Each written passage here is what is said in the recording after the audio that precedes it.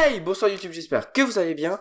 Moi ça va très bien, aujourd'hui on se retrouve pour une nouvelle vidéo. Et aujourd'hui on se retrouve pour une vidéo vraiment très spéciale, un peu étrange. Vous l'avez vu dans la vidéo précédente. En ce moment, je fais des recherches et j'aime bien être un peu dans des vidéos où c'est un peu creepy, un peu what the fuck. Bref, vous l'avez déjà vu dans la vidéo et là vous l'avez vu dans le titre de cette vidéo. On va parler d'un petit thread. Alors je dis thread mais c'est quand même une histoire vraie et elle m'a vraiment collé en fait. C'est une histoire que je tenais à parler, donc je vais vous expliquer tout ça dans cette vidéo. Tout d'abord, pour commencer, nous nous situons au Nouveau-Mexique. C'est une région des États-Unis et plus particulièrement on se situe dans une ville qui s'appelle Roswell. Alors certains connaissent l'histoire, tout de suite on dit Roswell. On connaît cette histoire, mais pour ceux qui connaissent pas, restez sur la vidéo, je vais vous en parler. Alors, qu'est-ce que l'histoire, l'affaire Roswell, tout simplement, parce que c'était une affaire politique. Tout a commencé le 2 juillet 1947, dans la nuit du 2 ou 3 juillet 1947 pour être précis. Un violent orage éclate dans les zones désertiques du Nouveau-Mexique. On sait qu'il y a quelques orages qui explosent aux États-Unis dans le désert. Bref, William Bretzel, excusez-moi si j'écorche son nom, mais William Bretzel, aussi appelé Mac par ses voisins, est propriétaire d'un ranch dans ces zones désertiques et très peu accessibles. Donc le 3 juillet 1947, un beau matin, notre ami Max se réveille, se rendit dans son ranch pour sortir ses moutons, parce que effectivement il est éleveur de moutons.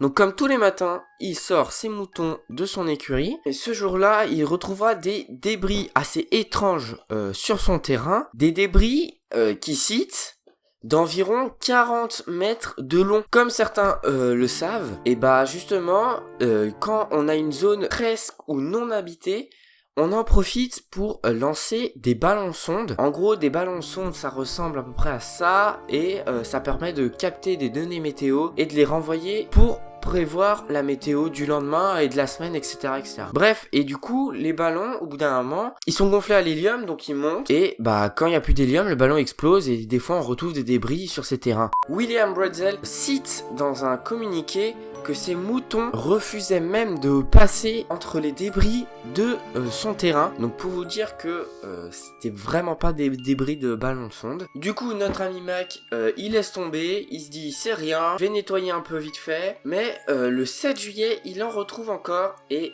intrigué par l'aspect de ces matériaux, il décide de les montrer à ses plus proches voisins pour en savoir un peu plus sur leur provenance. Et la seule réponse que les voisins arrivent à donner à Mac, de tout simplement, c'est d'aller voir le shérif du village.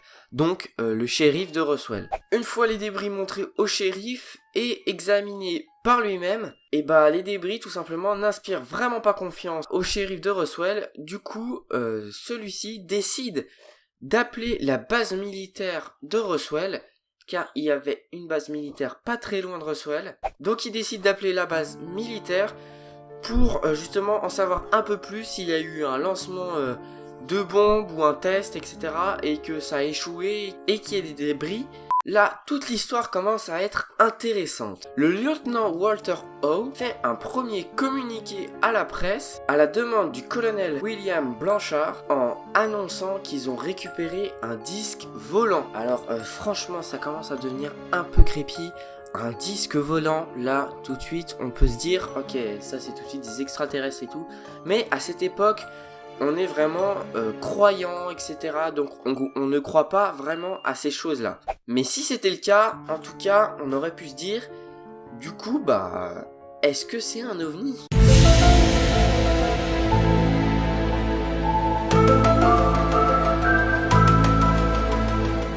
Le lendemain, le brigadier général Ramey de la base de Fort Worth, où ont été transportés les débris par avion pour examen, publie à la presse un rectificatif en disant que ce n'était pas un disque volant mais simplement des débris de ballons sonde. Là ça commence à se tirer la bourre, c'est quand même bizarre. L'histoire a été complètement étouffée à cette époque. C'est seulement en 1978 le lieutenant-colonel en retraite Jess Marcel, qui était arrivé le premier sur les lieux quand le fermier Mac les a appelés avec le shérif et s'était occupé de la récupération des premiers éléments pour l'examination, et c'était également le responsable de la sécurité de la base de bombardiers atomiques. Celui-ci déclare donc une fois à la retraite à l'ufologue Stanton Friedman, venu l'interviewer à la télévision, que ces débris étaient sûrement d'origine extraterrestre. Donc on retourne à l'hypothèse de l'OVNI. Il ajoute que les débris montrés par le général Ramey, responsable de la base, quelques années au précédent, n'étaient pas les débris de ce qui s'était craché dans le champ. Et vu que Marcel était